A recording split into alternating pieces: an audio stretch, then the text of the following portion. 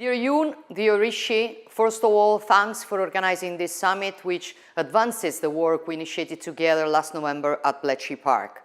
Artificial intelligence is a momentous challenge for the whole of society. We are facing a new frontier of progress, which poses the unprecedented threat of challenging the very principle of human being centrality. Compared to any other revolution in history, generative AI prefigures a world in which progress no longer optimizes human capabilities, but rather replaces them. And while in the past such replacement mainly concerned physical work, so that people could devote themselves to intellectual and organizational activities, now it is exactly our intellect that risks to be replaced. If left unmanaged, the result impact is inevitable, even on most highly skilled professionals. More and more workers could then become useless. Wealth would risk becoming increasingly concentrated and verticalized than it currently already is. And middle classes, the backbone of our societies, could disappear. Geopolitical scenarios and current balances are also bound to be affected by artificial intelligence, as it can ensure a competitive advantage to those who manage and use it. History has taught us that tensions and even conflicts can arise both from races aimed at gaining such competitive advantage and from the gaps between those who have gained such advantage and those who instead lag behind. It is therefore necessary to build together global governance mechanisms while respecting the various approaches implemented in single-nation realities. This is a challenge for everyone.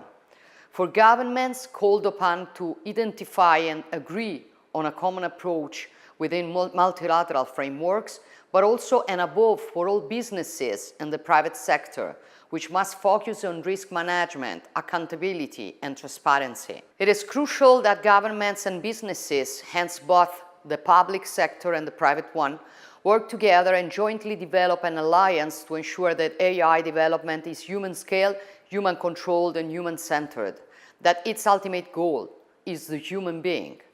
This is also why the Italian G7 presidency has recognized artificial intelligence as one of its priorities. At the G7 Leaders Summit in Apulia, we will be honored to host Pope Francis in the outreach session dedicated to artificial intelligence. For the very first time in history, a pontiff will take part in the G7 works, and I'm certain that this presence will make a decisive contribution to the definition of a regulatory, ethical, and cultural framework on the topic. However, we are also committed to launching, always with the G7 context, an action plan on AI use in the labor market, because such technology will involve, sooner or later, and with different focuses, the entire world of work, enterprise, and production, and will not be limited to technological excellence profiles. Innovation, regulation, and safety must go hand in hand. At Bletchley Park, we deliver great work, notably with the definition of a grid safety test for enterprises. And I'm convinced that this summit will enable us to take important steps forwards. AI language is adaptable and evolves rapidly. Therefore, we must perform the same adaptability and fast pace of change, so that the risks that can arise from AI development will not prevent us from grasping its great opportunities.